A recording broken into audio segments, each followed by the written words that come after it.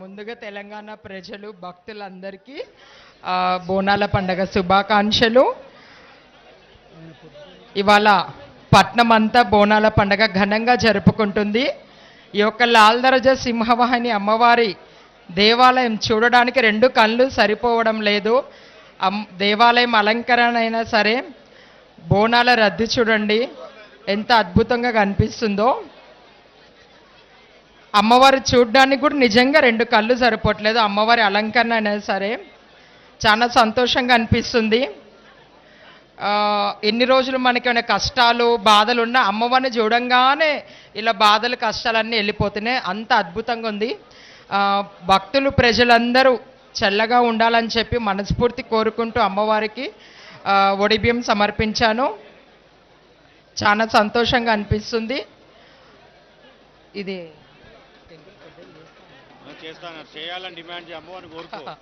అలాగే అమ్మవారికి నేను లోపల కూడా అదే కోరుకున్నా.